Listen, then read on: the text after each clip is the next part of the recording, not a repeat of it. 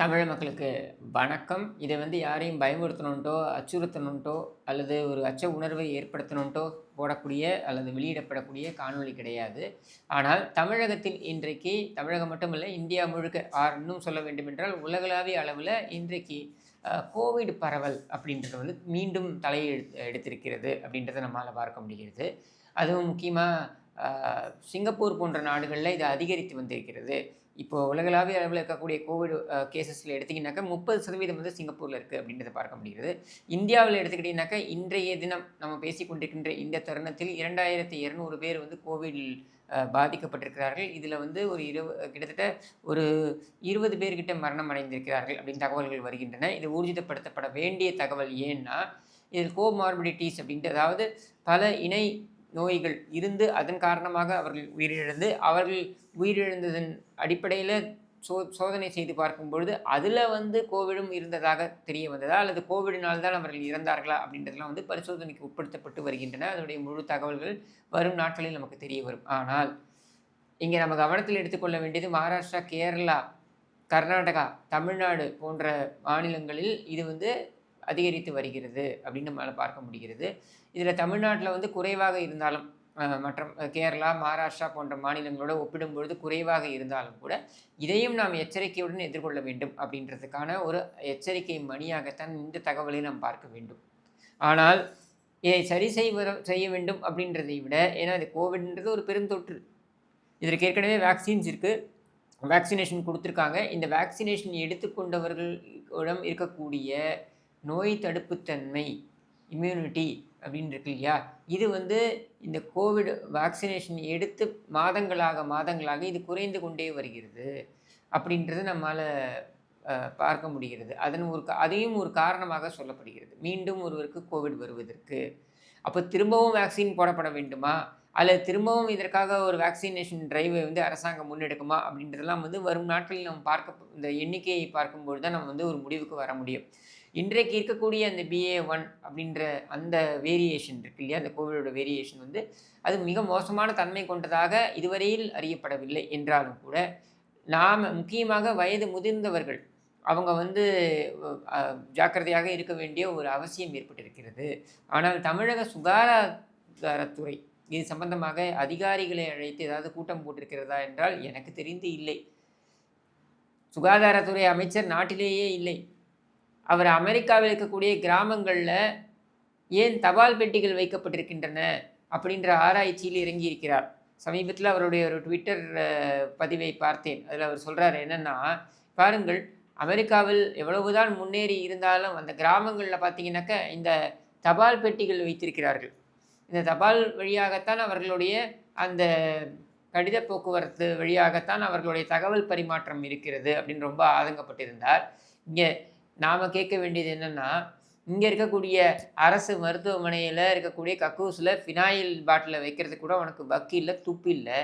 இங்கே இருக்கக்கூடிய சுகாதாரத்துறையினால் அதிகாரியினால் தெளிக்கப்படுகின்ற அந்த ப்ளீச்சிங் பவுடரில் சாக்பீஸ் பவுடரை கலக்கிறான், அதை கேட்குறதுக்கு துப்பு இல்லை, வக்கு இல்லை.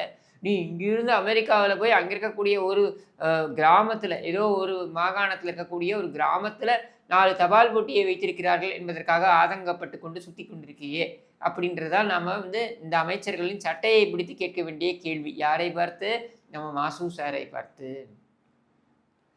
இப்போ பார்த்தீங்கன்னா நம்ம சுகாதாரத்துறையிலிருந்து ஒரு சில அறிவிப்புகள் வெளிவந்திருக்கிறது. அது என்ன அறிவிப்புகள் அப்படின்னு பார்த்தோம்னா, இந்த முகக்கவசத்தை அணிய வேண்டும் அப்படின்னு சொல்கிற எப்பவும் வெளியிடுகின்ற அந்த அறிவிப்புகள் தான் வந்திருக்கிறது.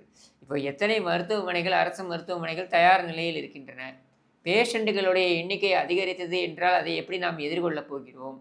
இதில் மருத்துவர்கள், செவிலியர்கள், முன்கள பணியாளர்கள் என்று எத்தனை பேரை நாம் தயார் நிலையில் வைத்திருக்கப் போகிறோம்? இதற்கு தேவையான மருத்துவ உபகரணங்கள் என்ன அப்படின்றதை நாம் என்னென்ன தயார் நிலையில் வைப்பதற்கு முயற்சிகளை மேற்கொண்டு வருகிறோம். இதில் நம்ம 2021 ஒரு காமெடி வேறு பண்ணார் ஸ்டாலின், உங்களுக்கு நினைவு இருக்கா? வேக்சின் எதற்காக நம்ம ஸ்புட்னிக்னு ரஷ்யாவிலிருந்து கொண்டு வர வேண்டும்? நாம் ஏன் வெளிநாடுகளிலிருந்து கொண்டு வர வேண்டும்? நாம் ஏன் இந்தியாவில் இருக்கக்கூடிய, அது ஒன்றிய அரசிடம் நாம் ஏன், அதாவது ஒன்றிய அரசிடம் நாம் இப்போல்லாம் மத்திய அரசு தான் சொல்லிட்டு இருக்காப்புல. இப்போ போய் மோடி 2 கையிலையும் பிடிச்சிக்கிட்டார் இல்லையா, அதுக்கப்புறம் மத்திய அரசு தான் சொல்லிட்டு இருக்காப்புல. ஆனால் அப்பொழுது ஒன்றிய அரசிடம் நாம் ஏன் கையேந்த வேண்டும்? நாமே தயாரிப்போம் வேக்சினை. எங்கே இவங்க தயாரிக்க போகிறாங்களா வேக்சினை? அதான் ஏற்கனவே சொல்கிறேனே, இங்கே இருக்கக்கூடிய அரசு மருத்துவமனைகளில் கக்கூசில் ஃபினாயில் பாட்டில் வைக்கிறது கூட துப்பு இல்லை. இவங்க வந்து பெருந்தொற்றை தீர்ப்பதற்கு இவர்கள் வேக்சினை வந்து தயாரிப்பார்களாம். அதற்கு வந்து நாங்கள் வந்து இடத்தையே பார்த்து விட்டோம், ஃபேக்ட்ரியே வரப்போகிறது என்றெல்லாம் இவர்கள் டுபாக்கூர் கதையெல்லாம் விட்டார்கள். இந்த கதையெல்லாம் விடுங்க. இவர்களால் என்ன செய்ய முடியும்ன்றது நம்மும் தெரிஞ்சுக்கிட்டோம் இந்த 4 ஆண்டுகளில். ஆனால் உண்மையிலேயே இந்த அரசு எச்சரிக்கையாக இருக்க வேண்டிய அவசியம் ஏன் ஏற்படுகிறது என்றால், கோவிட் 2வது சீசன் பொழுது தான் இந்த ஆட்சி வந்தது. அதாவது மே 7 தான் இந்த 7.5 ஆட்சி வந்தது. அந்த காலகட்டத்தில் கோவிட் பீக்கில் இருந்தது. அப்பொழுது இவர்கள் எப்படி எதிர்கொண்டார்கள் என்பது நம்ம எல்லோருக்குமே தெரியும். சரி, அப்போதான் அந்த அரசாங்கம் வந்திருக்கிறது என்பதனால் அதன் மீதான விமர்சனங்கள் கொஞ்சம் கடுமையாக இல்லாமல் கொஞ்சம் குறைவாகவே இருந்ததுன்னு வச்சுக்கலாம். ஆனால் இப்பொழுது இது விமர்சனம் என்பதை கடந்து இது மக்களுடைய உயிர் சம்பந்தப்பட்ட விஷயம். அப்போ அங்கே அஜாக்கிரதையாக இருக்கக்கூடாது. இப்போ நாம் பேசிக்கொண்டிருக்கின்ற இந்த தருணத்திலேயே பார்த்தீங்கன்னாக்கா, மதுரையில் பார்த்தோம்னா நாளைக்கு ஒரு மிகப்பெரிய கூட்டம் கூடவிருக்கிறது. அது என்ன அப்படின்னா, திமுகவுடைய செயற்குழு பொதுக்குழு கூட்டம். அதற்காக தொண்டர்கள் செயற்குழு பொதுக்குழு உறுப்பினர்கள் தவிர்த்து ஆயிரக்கணக்கில் தொண்டர்களும் கூடுவார்கள் அப்படின்றது நமக்கு தெரிகிறது. இப்போ மக்கள் ஜனத்தொகை அதிகம் கூடுகின்ற இந்த நிகழ்ச்சிகள் எல்லாம் எப்படி நாம் கண்காணிக்கப் போகிறோம் அப்படின்றதும் அவசியமாகிறது. ஏனென்றால் இந்த கோவிட் பரவுதல் அப்படின்றதுக்கு நம்ம எல்லோருக்குமே தெரியும், மக்கள் ஜனத்தொகை அதிகம் புழக்கம் இருக்கின்ற இடங்களில் தான் அந்த பரவுதலுடைய தன்மை அதிகமாக இருக்கிறதுன்றது நம்ம பார்த்து வரோம். அப்படின்னும் பொழுது இதையெல்லாம் நாம் எப்படி கண்காணிக்கப் போகிறோம்? இப்பொழுது எண்ணிக்கை குறைவாக இருக்கிறது, சில நூறுகளில் தான் இருக்குது. ஆனால் ஒரே ஸ்டெப்பில் பார்த்தீங்கன்னாக்கா ஒரே நாளில் 2000, 3000, 4000 என்ற எண்ணிக்கையெல்லாம் வரும். அப்போ நீங்கள் அதே மீடியாக்களில் பார்த்தீங்கன்னாக்கா பிக் பிரேக்கிங் நியூஸ்னு போட்டு சாவடிப்பாங்க நம்மளை. கோவிடில் இறந்து போகிறதோட இவங்க ஏற்படுத்தக்கூடிய பீதி, இவர்கள் ஏற்படுத்தக்கூடிய அச்ச உணர்வு, இதில் இறந்து போகிறவங்க தான் அதிகமாக இருப்பாங்க. மன உளைச்சலின் காரணமாக அல்லது அச்சத்தின் காரணமாகன்னு கூட சொல்லலாம். அந்த அளவுக்கு இவங்க மீடியாவில் ஒரு பில்டப் கொடுப்பாங்க. இம்மீடியாவை பொறுத்த வரைக்கும் இவர்களுக்கு விழிப்புணர்வு ஏற்படுத்த வேண்டும் என்பது எண்ணமே கிடையாது. இவர்களை பொறுத்த வரைக்கும் இதை வைத்து எப்படி காசு பார்க்கலாம் என்பது தான். அதுவும் கோவிட் வந்துருச்சு, இன்னும் ரெஸ்ட்ரிக்ஷன்லாம் போட்டாங்க, போக்குவரத்துலாம் குறையுதுன்னா மக்கள் என்ன பண்ண முடியும்? வீட்டிலேருந்து இயங்கி ஆகணும். வீட்டிலேருந்து இயங்கி ஆகணும்னா மீடியாவுக்கு கொண்டாட்டம். ஏன்னா மீடியாவை வேறு என்ன பண்ணுவான்? வேலை செய்கிற நேரம் போக டிவி பார்த்துட்டு இருக்க வேண்டியது தான்.